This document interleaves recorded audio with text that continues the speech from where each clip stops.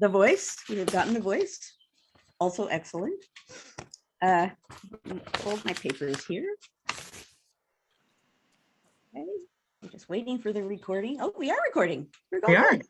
Okay, excellent. Okay, let me change my little viewpoint. Okay, hello to everyone and welcome to History Matters. And so is coffee. And for some reason, it really matters today. I probably say that every week, but this week, it's a little crazy here right beforehand because I was like, I waited too long. I waited too long to get up, but I am here. Today, as promised, we are going to be, Newbie and I will be talking about politicians and how can you tell when they're telling the truth or how can you tell when they're not telling the truth, which is a question that comes up all of the time in my teaching, which I'll explain in a moment. But before I explain in a moment, I will turn things over to Grace, who will explain the rules of the game. Okay, good morning, everyone. My name is Grace Leatherman. I'm the Executive Director of the National Council for History Education, and we welcome you here this morning to History Matters, and so does coffee. And thank you, Joanne, for providing this wonderful service for 95 episodes now. We're thrilled that you're here with us again. We hope that you all will be participating actively today. Please make sure you chat with each other, engage, and when you do have questions for Joanne, please put them in the Q&A so I can make sure that I see them and I can ask her after she is shared with us her historical knowledge. So please do that. And if you enjoy what you see here today, do check out our other offerings at www.ncheteach.org. We've got lots of other great programming and we're excited to be with you all. And with that, I will hand that back to Joanne. Okay, excellent. So the topic today, in a sense, is a little bit quirky. Once again, I know like the world of Zoom is the world spending the beginning of every talk playing on their screen. I apologize. The topic of today's conversation is a little bit quirky. It's kind of a how rather than a what, but it's an important how. And I guess I was reminded of it because this last week was the first week of classes, which was remote last week and next week, and then we're going to be on campus. But as soon as my undergrad seminars start, I anticipate in one way or another, particularly when I'm teaching my Age of Hamilton and Jefferson course. This semester, I'm doing my Creation of the American Politician course.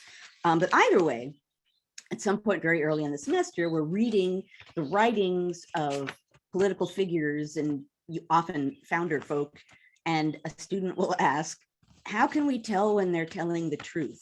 And how can we tell when they're lying?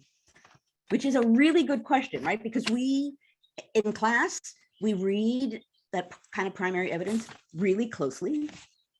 You know, I mean, we analyze their word choice and a variety of other things, but how can you tell? You're just looking at a letter on a piece of paper. How can you tell what the trustworthiness of it is, or what's more believable or not believable? And given that, you know, these guys wrote tens of thousands of pieces of correspondence over the course of their lives, how can you tell what to believe? And as a historian, that's a serious question, right? Because if you're looking at an earlier period, pre high-tech technology, it's pieces of paper that you're looking at, people expressing themselves on paper or sometimes hearsay, but either way, you're looking at and evaluating pieces of paper. So how do you do that? How can you kind of begin to sense what can be believed, how it can be believed, what it's likely to be like, how trustworthy it is, which may sound like unanswerable questions. And indeed, I want to say at the outset here that I'm not saying that wouldn't be nice, that I have some kind of fail-safe method of always telling when political figures lie. I do not.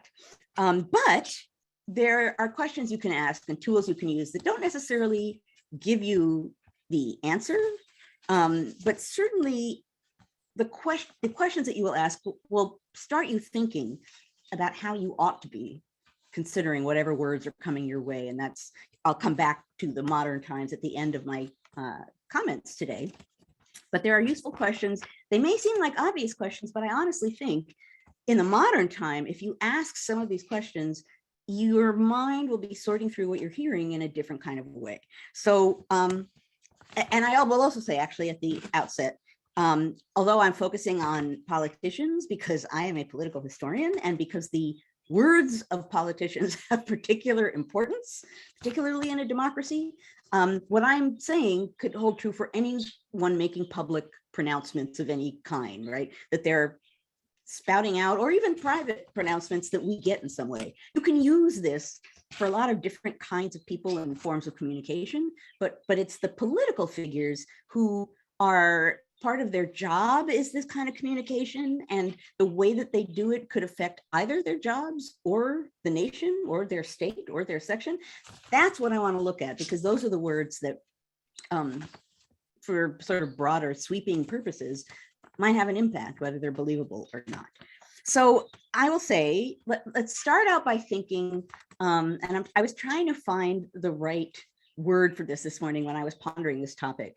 And I initially came up with the spectrum, and I was calling it the clarity spectrum, but clarity is not the right word. I didn't really want to call it the truthiness spectrum, although that's not bad. I guess we could let's call it the truthiness spectrum. And by that, I mean, on one end is stuff that you really know is absolutely truthful, and that's hard to get to that end. And on the other end is stuff that you really, really, really know is not truthful. And there's a big gray area in between, which is where we and most of humanity normally spends their time. That's how I often think about evidence when I'm looking at early American evidence. I don't necessarily recreate, and I certainly haven't named the truthiness spectrum in my head, but I think about, hey, how trustworthy is this? And we've talked before on History Matters about, on an emotional level, that when you see something or hear something being thrown at you by someone involved politically, I always say, before you respond emotionally, which often is the point, to step back and think about why those words are being spoken and what the people speaking or writing them might want you to be doing. Because very often that's the point, not actually to communicate, but to get you responding in a certain way. In a sense, that idea is going to be true in what I'm talking about today. So I have a handout that I use in class. And in class, I call it a quick and dirty guide to reading other people's mail, since that is what I spend most of my time doing. And if you're studying early American politics, you're either looking at government documents of some kind, or newspapers, or dead people's mail. So this is a way to think about letters, but the questions I'm going to ask here, you'll see, have broader significance. And the first point that I'll make, and this is particularly important to think about when you're looking at a piece of paper, but I think it's true across the board, and that is when someone is writing something on a piece of paper and delivering a letter, or speaking on the floor of Congress, or making comments to a reporter. Yes, all of those instances are instances where there will be words on paper that have a particular meaning in that moment. But think of all of those kinds of actions as acts. And by that, I mean, writing a letter is an action. And as an action, you need to consider the circumstances of that act, not just the words on the piece of paper, but the circumstances surrounding that act of putting the words on paper. And I'm going to offer you a sense of the sorts of questions that I mean. That it in the published version of this, which is in the, I guess it's the Essential Hamilton small collection of Hamilton's letters that I put out. It's at the end of the introduction, because I really do think anybody reading letters from this time period needs to think about these things. So I say to people, start with the basics. So we have a letter in front of us, my notes, but we have a letter in front of us. What do? You start with the basics. What is the date of the letter?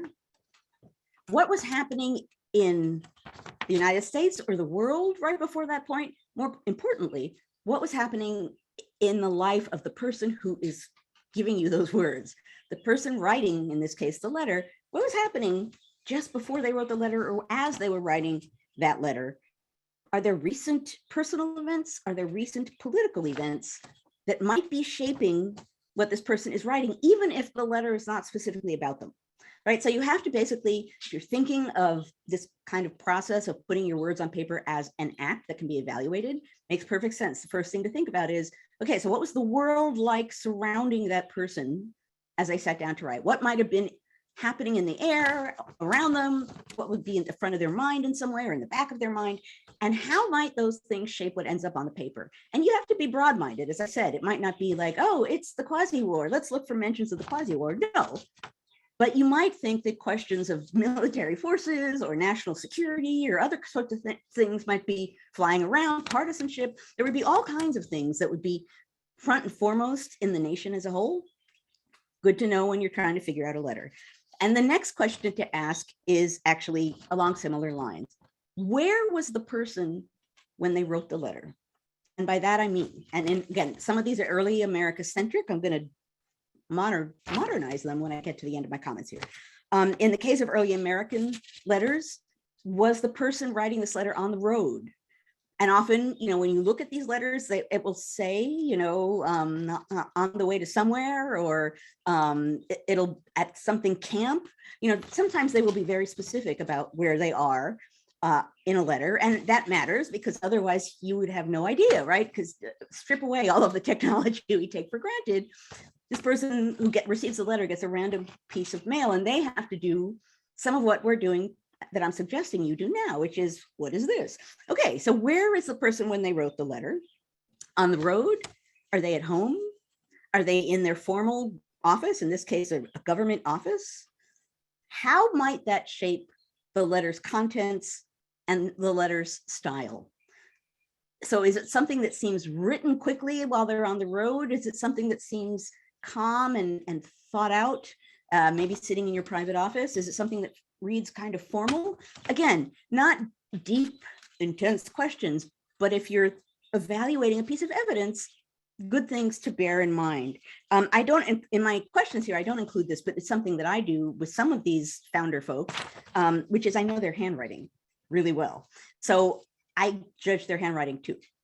What can I tell about the mood that they're in based on the way that their handwriting looks? So for example, Hamilton, surprise, I know his handwriting really well.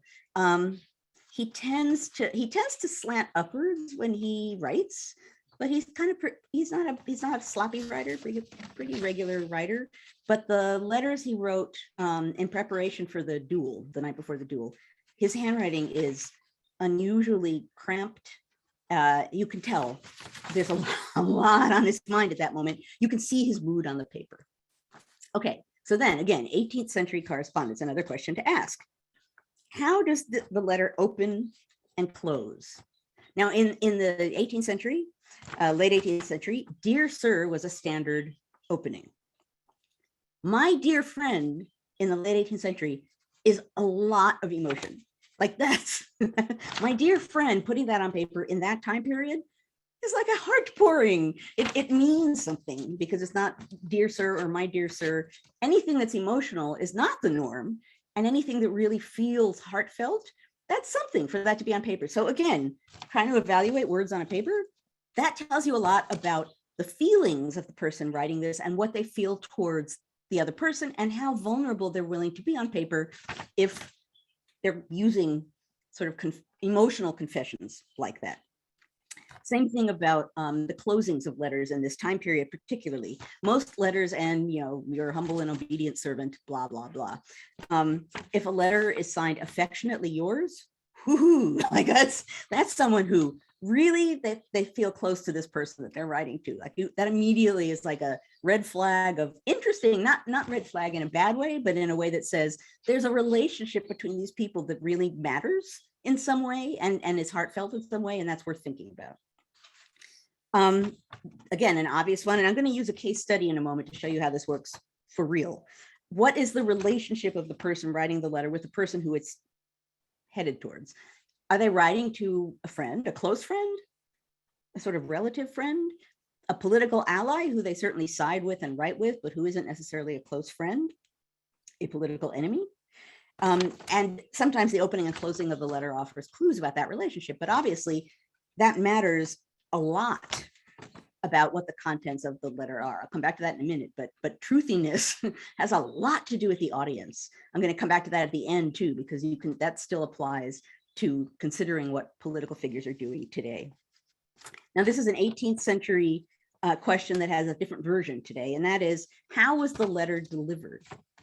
And by that I mean, was the letter put in someone's hand to be delivered in person to the other person?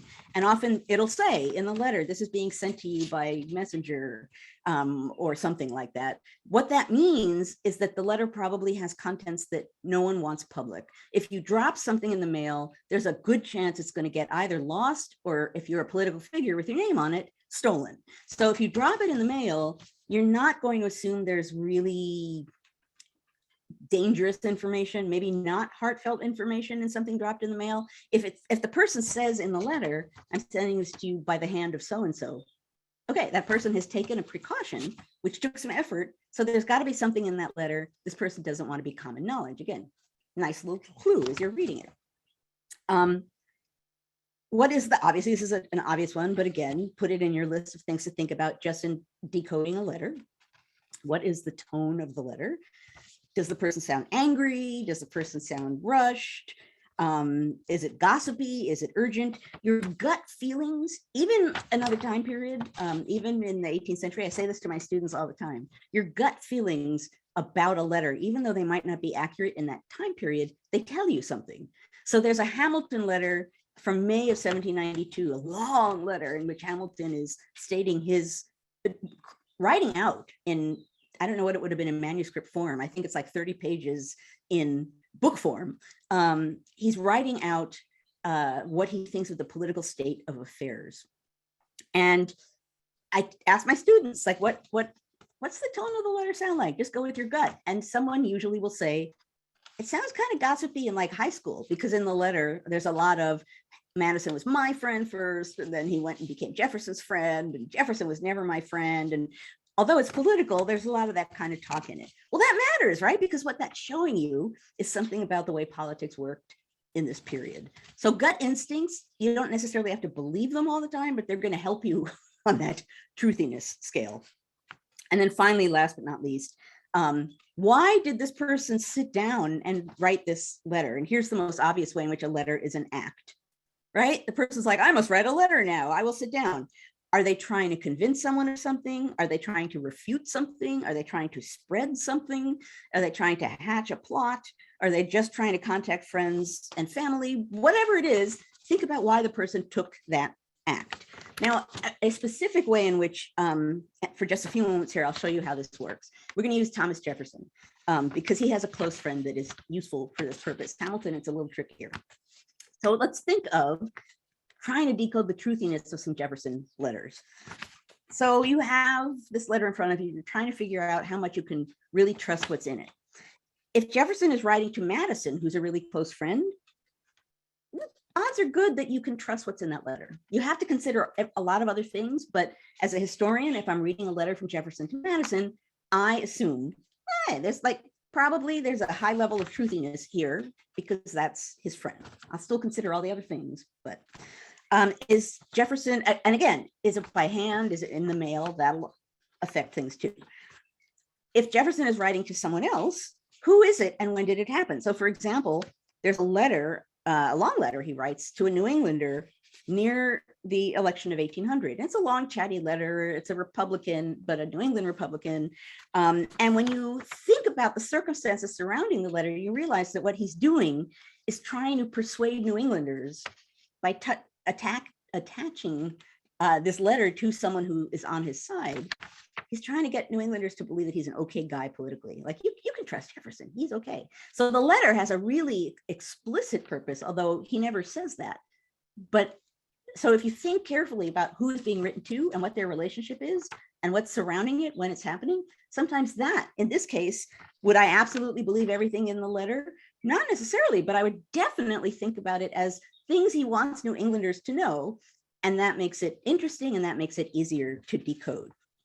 Okay, and now obviously, if Jefferson sits down and writes a letter as Secretary of State, you have to think about it in all of the ways, or as president or as vice president, you have to think about it in all the ways that you think about formal documents, which is they are on the record, they're for a broad or a small audience, but an audience that matters. So in that case, you're not necessarily going to expect a lot between the lines in formal correspondence. You're going to kind of take them as they are in the moment and consider them as something that needs to be strategically worded because it's a public document. And that's what helps you decode that. Last but not least, is what you're hearing about Jefferson literally something that you're hearing? Are you getting his words through hearsay? And what does that tell you? And obviously some hearsay is just gossip. And so it's ridiculous to trust in it, or certainly you can think about it as, boy, wouldn't that be fascinating if it was true, but you can't necessarily trust it. But if you know some of the circumstances of hearsay, who initially heard it, what were the circumstances when it was spoken or done, and you know something about its process of transmission, sometimes hearsay or that kind of evidence can give you a nice little flash of truthiness. And I want to give you an example of that.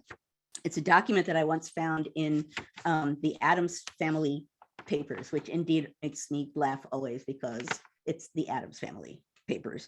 But there's a document in there from Abigail Adams, and she was at a dinner party, and it's during her husband's presidency, but it's coming up on the election of 1800.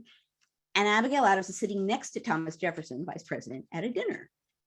And what she does, what this document is a transcription of their conversation as she remembered it. So she literally she writes it like a script. Mrs. A, Mr. J, Mrs. A, Mr. J. She's very clearly asking him very specific questions to get a sense of what he's doing and what he's thinking and how he's doing it.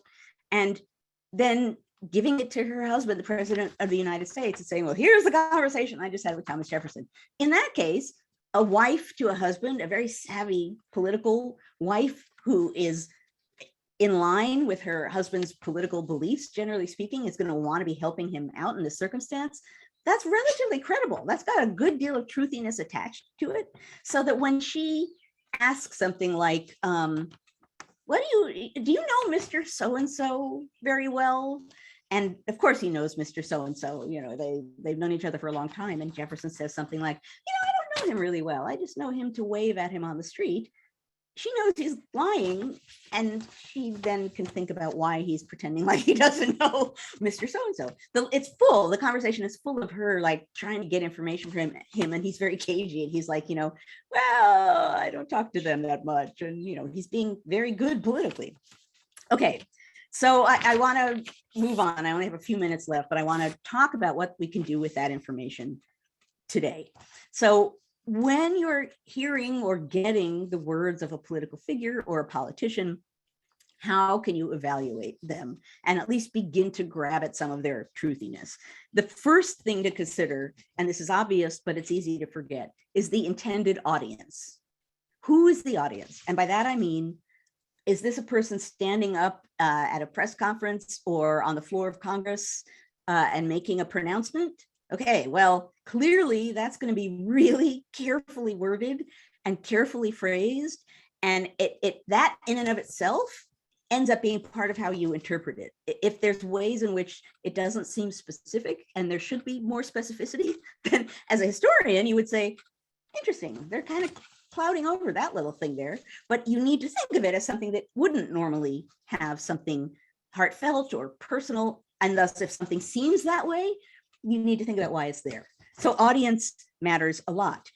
Is this person talking to the press? Again, they're going to assume a broad and unpredictable audience, and they're going to assume unpredictability of transmission because there's no guarantee that a reporter is going to put your words out into the world in the right context or not spin them in some kind of a way. So talking to the press, again, if I, as a historian, looking at the modern period, I would not assume a politician speaking to the press is telling the absolute truth. I just wouldn't.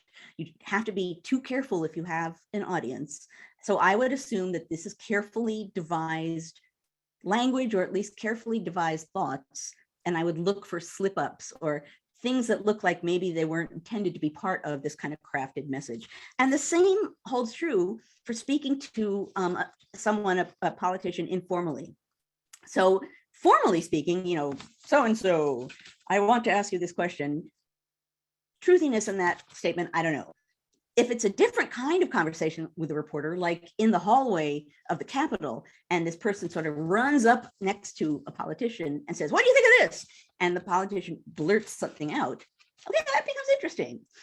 Still, they're going to be careful about it. Still, you have to think about the truthiness of it. But they weren't. It's almost like a subversive little attack of a sort. The person isn't necessarily prepared, so you might think, oh, okay, maybe some truthiness slipped in to that kind of press statement. Let me think about what's in that statement and what does it look like.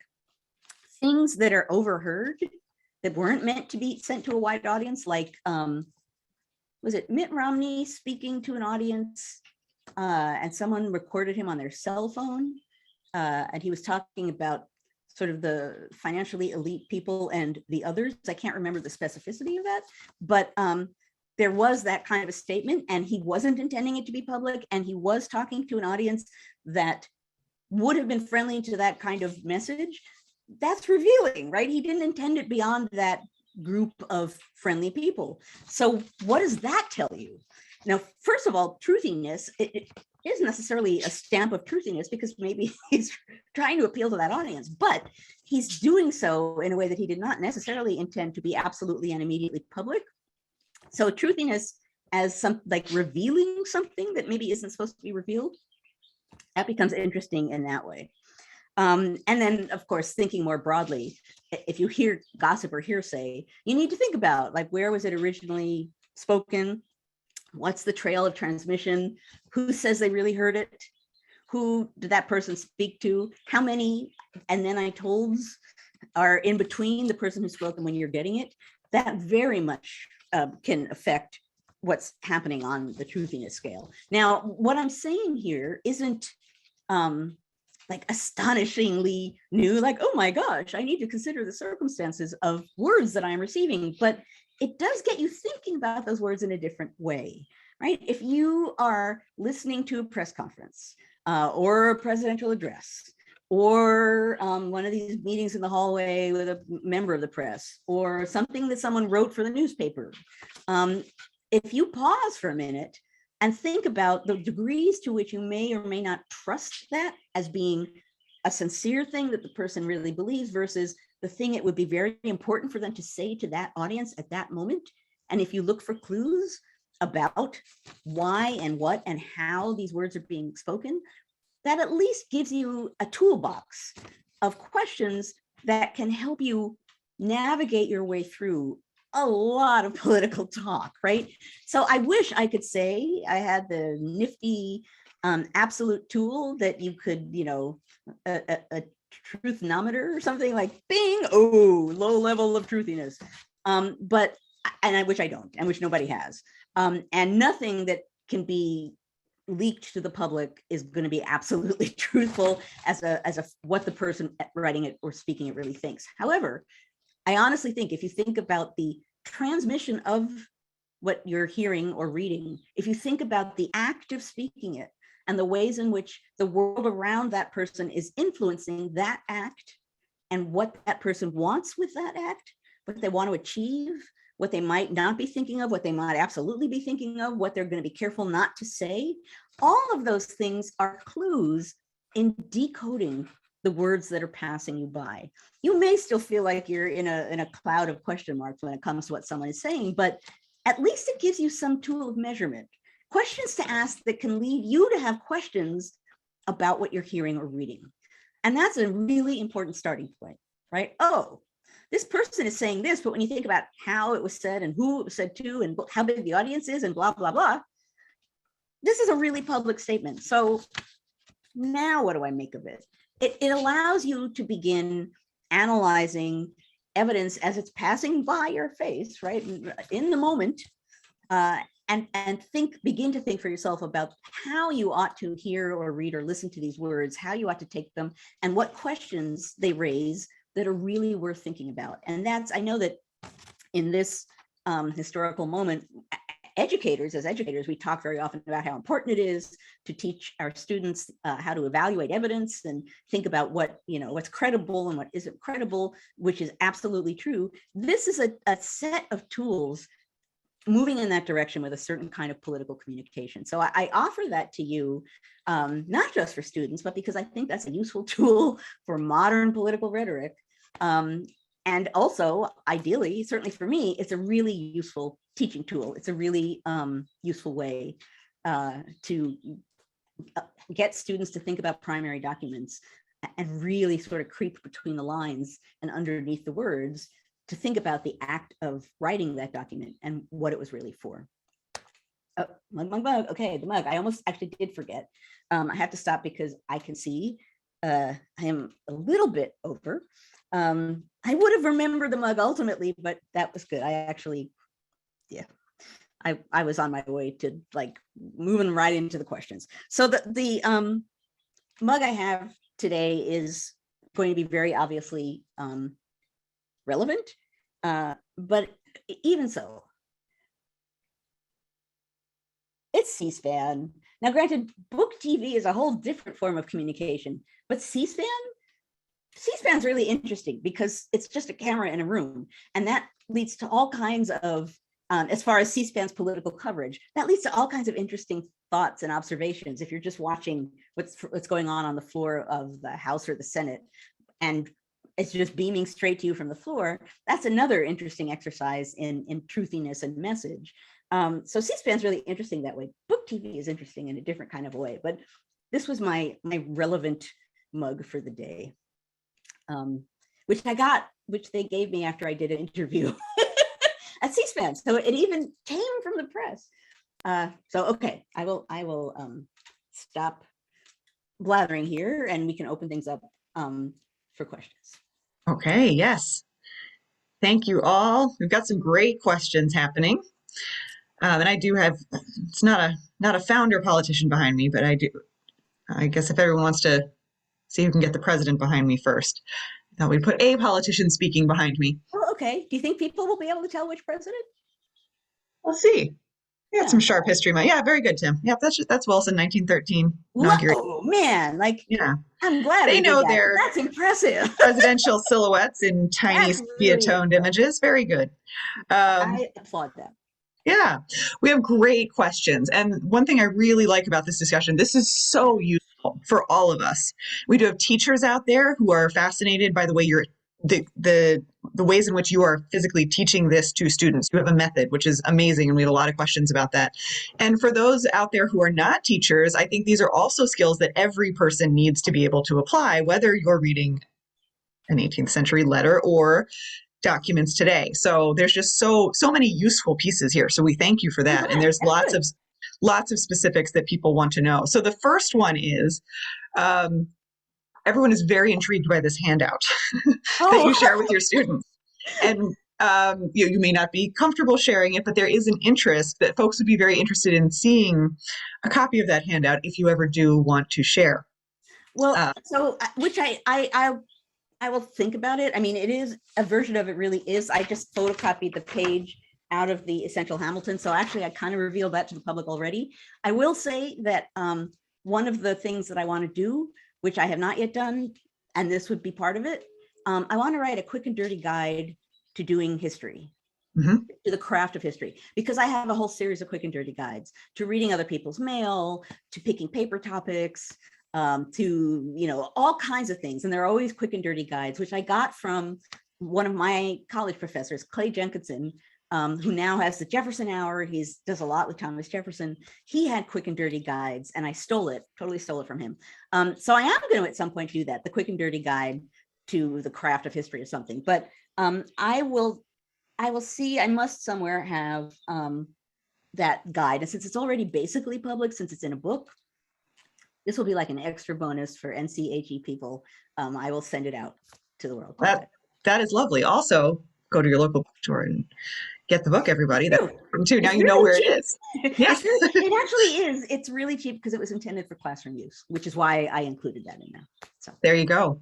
And just to mention again, for teachers, you all know this, but for non-teachers, I think this is useful too. As you were speaking, Joanne, I was struck that I've used SHEG Resources, Stanford History Education Group. Stan Weinberg has Thinking Like a Historian. And I was thinking, wow, he really nailed it. Here is a historian explaining how she thinks, and he expresses it very well in the guides he puts together. So if you're a teacher who hasn't used them yet, or again, if you're not a teacher, do check out the Stanford History Education group, which I'm putting in the chat. Oh, wonderful. That's a great lead.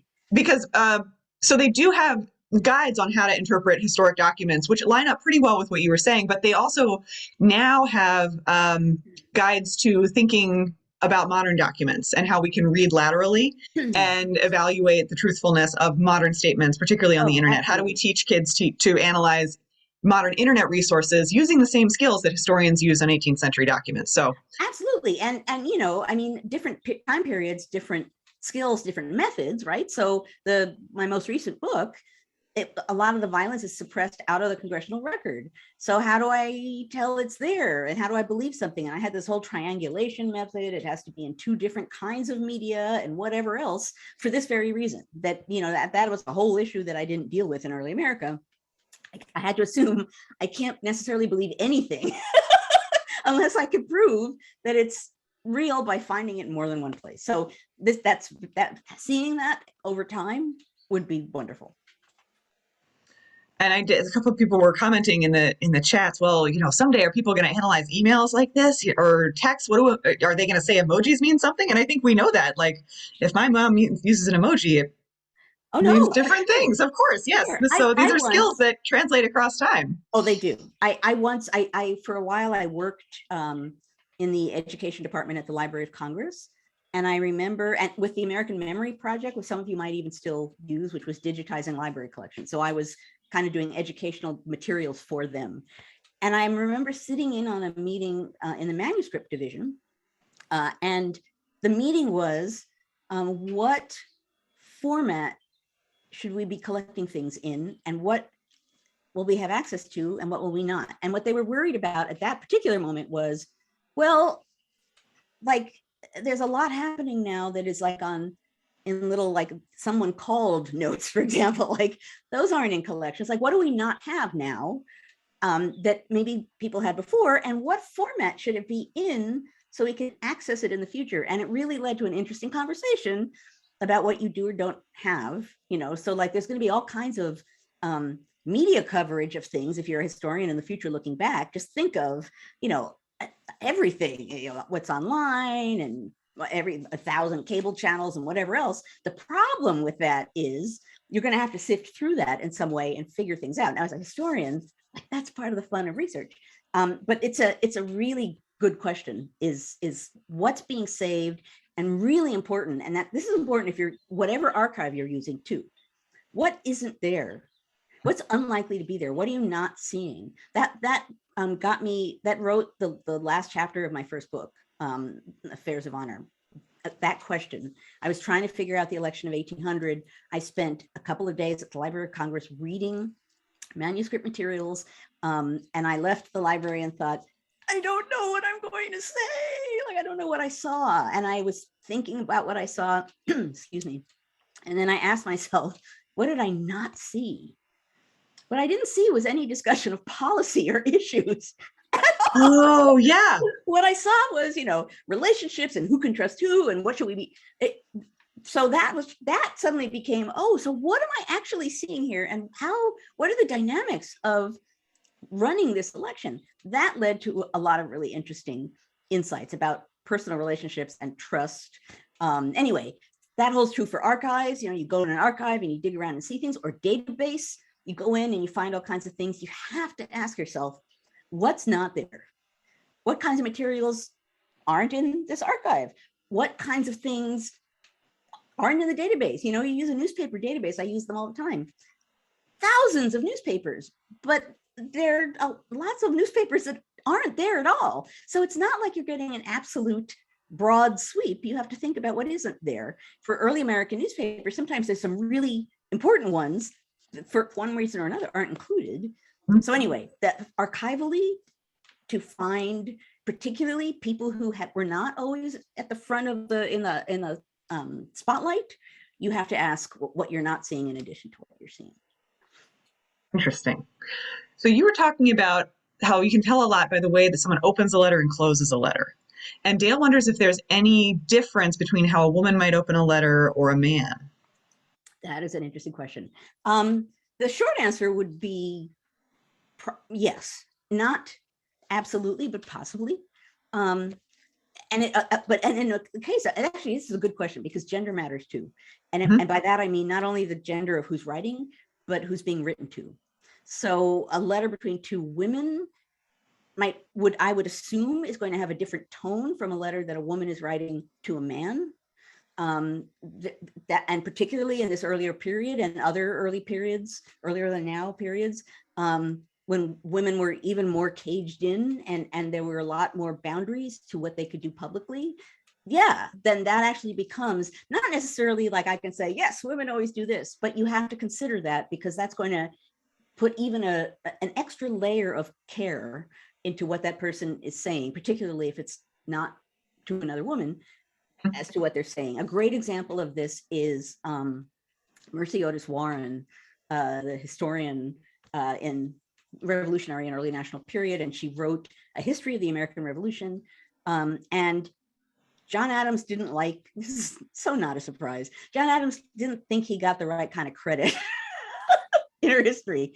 And he wrote her and told her so. He was angry. And Mercy Otis Warren, was very close with both Adamses, Abigail and John. So this was kind of a big deal, but John Adams was really upset. But what's interesting about this is he's personally upset and he feels he's been disrespected in some way. That's normally what a man says to a man, not what a man says to a woman. But she's written a public history. So she's put herself out in the public realm. She writes, and I can't remember right now the name of the acquaintance, friend, whatever, male friend, politician who she writes to, and basically says, now what do I do? Because this is not a realm that women are normally in, where a man is basically like, you've dishonored me.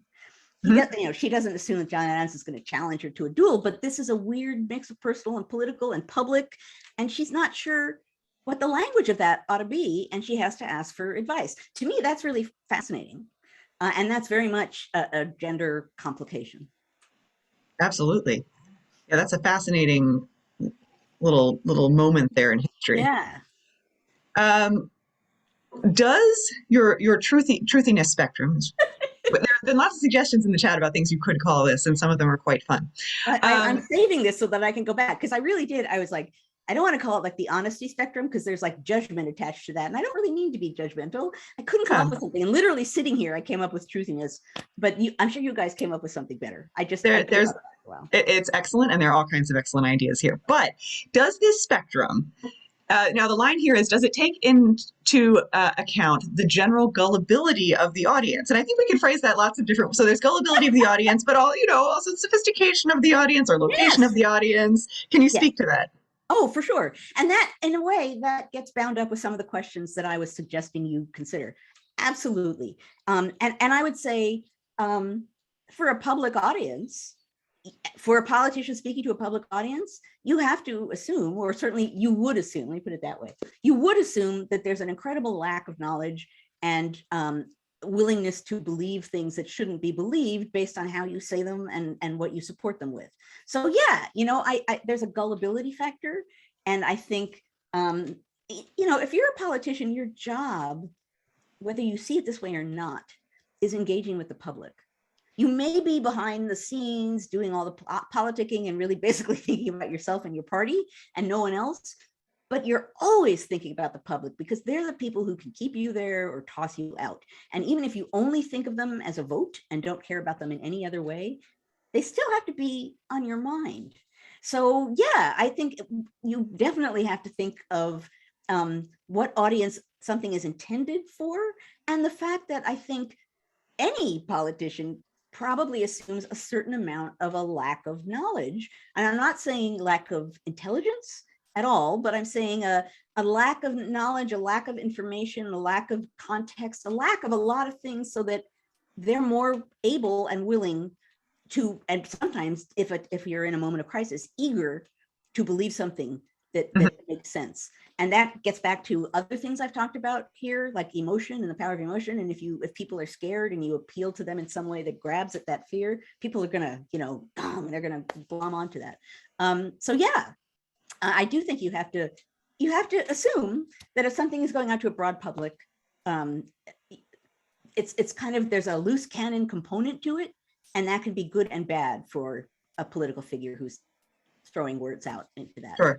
atmosphere. Interesting.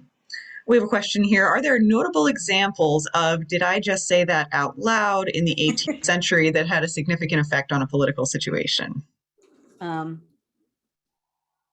Well, like this is a goofy one, but of course it pops right into my mind because it's a Hamilton incident, and it's a not particularly important one in the end, but it gets bigger than it ought to have been. And Hamilton, it ends up being an issue between Hamilton and George Washington.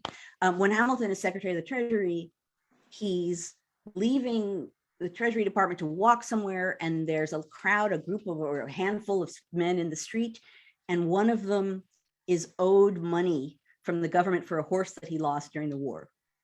So this man comes up to Hamilton, who is with a couple of friends, and says to Hamilton, "When can I expect to get paid for that horse? I've been waiting a really ridiculously long amount of time. When am I going to get paid?" And Hamilton says, "Vote for my assumption bill and I'll pay you for your horse." Now, yeah. So immediately, the guy who hates Hamilton, and that's why he had an attitude, spreads the word around that he was offered a bribe, right? He's like, "Hamilton just tried to bribe me for my vote right out there in the public." And it becomes an issue. And Hamilton has to explain himself to Washington. This becomes, people are talking about it. Hamilton is seemingly bribing congressmen, and he tries to explain what happened.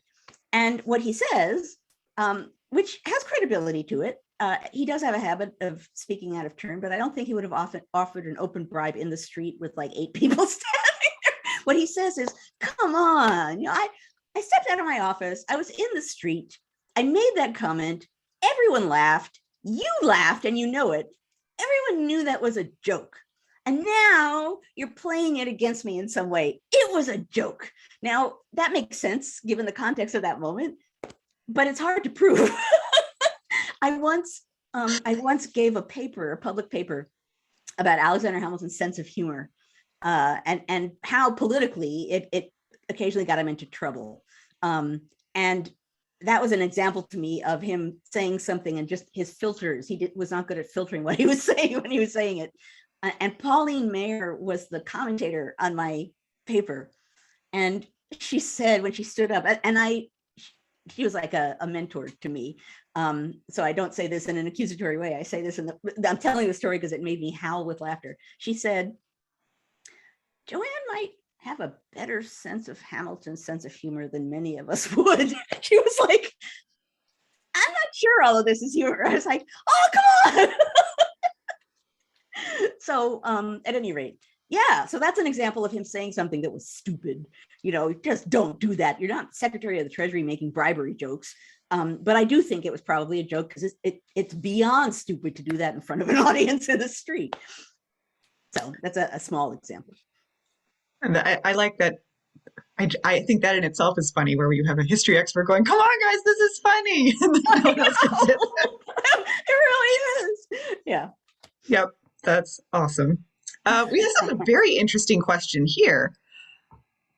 When we're thinking about letters and physically holding and looking at historic letters, is there gendered wax or decoration on 18th century letters? And I think that I would take that farther. Things beyond gender, you can tell by wax or decoration, whether it's social class or gender or location. What can that tell you? Oh, no, for sure. I mean, and that's true. I didn't talk about it, but the material aspect of the thing that you're reading, what kind of paper is it? How is it written on the paper? So for example, and this is like every early American historian hates this, paper's expensive. So first of all, if you're going to sit down and write a letter, you got something to say. But some people, to conserve paper, they will write the normal letter like normally, and then they'll turn the paper on its side and write between the lines. So annoying. Oh, that's so hard to read. That's just, but that tells you this person doesn't want to spend a lot of money on paper. So that suggests something to you. And yeah, sometimes there are like fancy stamps. Sometimes there really aren't. And things are just folded in on themselves and something's written on the outside and you know, they're sealed in some way and dumped in the mail. So for sure, that becomes part of your toolbox of things to weigh the evidence. And who's writing to who and what's the status or the relationship of the people doing the writing and the person receiving whatever's being written. So yeah, so that might tell you something about status, about rank in society, and that might tell you something about gender too. So that's a good question. Interesting. Yeah, the material culture part is fascinating to me. So we have a question from Catherine that she thought I would ignore, but I will not. Okay. That there are, in modern politics, there are clear examples of politicians lying and getting caught lying and getting away with it. And are there moments in time where politicians tend to get away with that more? Is that more common today, that people are caught and it's kind of fine? Or is that something that goes up and down in history? Can you speak to that? These moments where people know that they're lying, Right. are there more or less consequences depending on the time period? Well, so the weirdness of the present moment is, on the one hand, it's hard to, you have to assume if you're saying something out loud that it's going to go somewhere. And of course, if you're in a room with one person, they're a close friend, it might not. But you have to, as far as whether something is a lie or not, you have to assume that the person speaking it knows it's going to be public, and thus is considering how believable it needs to be and who they want it to go towards. But I do think that whether something is a lie, an example just went into and out of my mind, and I want to find it. It just vanished. Oh, I know. Okay, so there's an incident, and this person got away with, Thomas Jefferson, got away with the lie because the lie is in a rough draft of a statement he was making, and he was playing with words, and then he asked Madison's opinion on it. And as far as I know, you know, Madison and Jefferson and me, whoever else saw this in modern times, know about this. He got away with it. And in that case, this is 1793, and Citizen Genet from France is trying to get American support. And he essentially goes above Washington's head to appeal to the American people. And Jefferson's trying to write a statement that says, no, he didn't go above Washington's head. That's not what happened at all. But in the statement he's writing to hand out about what really happened, he's really having a hard time explaining what happened. And excuse me, he writes a letter to Madison in which he says, you know what they're saying about Genet? It's true. So I know that he's trying to publicly lie. He's just trying to do it in a cagey way, you know? So nowadays it's easier to lie, oddly enough, even though things are more public. There's so many kinds of evidence. There's so many ways in which things can get twisted. There's so many ways of making up evidence. You can claim that, you know, I never said that if you did. You could claim you did say something if you didn't. Evidence itself is so malleable at this point that adds a whole different level of evaluation to try and tell if someone's lying or not. But that makes the kinds of questions that I at least began, you could begin with, that I was giving you, even more important. You know, what are the exact circumstances here? What are we talking about? And what are the ways in which, what do I need to know that it's not a lie? Right. So that's like what I did with the Field of Blood. I would find somewhere, like maybe in Congress, a hint that something violent happened. And then I would have to be like, okay, like, what do I need to see so that I know that happened?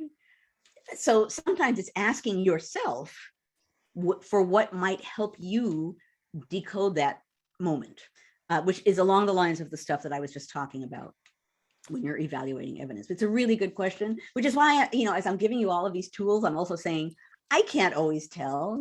I will say that depending on what I'm hearing, my impulse is always, do I know if that's true? Like, is that true?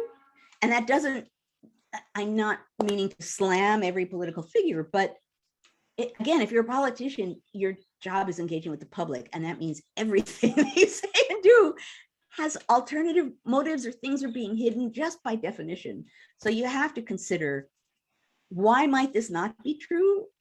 how can I actually tell? How can I confirm for myself so that I actually believe this? It's part of the trick. And in my mind, as a historian, part of the fun of being a political historian is trying to figure out if something really happened. And it also, if you're having, for example, my trying to figure out if something violent happened in Congress, and I see a hint in the congressional record, and I see a newspaper that says, oh my God, there was this horrible violent moment, and that's all I have, I don't know if it happened. And I could dig around and I can use databases and so I have all this technology at hand, and I still couldn't figure out, so then you got to think about the person in the time period. Who the heck knows? You had to wonder what they concluded, and it's based on not having that kind of knowledge at all. So lying in different moments is done in different ways, but it can be very easy to do. But that's why it's even more important to ask these kinds of questions. Again, it's very clear that the skills we teach in history classes in elementary school, middle school, high school, college, those skills are critical in modern life as well. So teaching history is very important. Obviously, I believe that, or I wouldn't be here. So thank you for strengthening these skills that we have. Right? History matters. It does. Matters because the past matters, and because how we do history matters in this moment, and helping us decode this moment. If it helps us decode the past, it will help us decode this moment. This last question, we're right at the end, so you can just say yes or no if you'd rather wrap it up. But there's been a lot of discussion in chat about the fact that we don't teach cursive anymore in schools, which I hear a lot. So would you speak to that? Is that something we should be teaching more at younger ages, or is that something we can learn as like an arts elective, or while we learn the analysis skills earlier?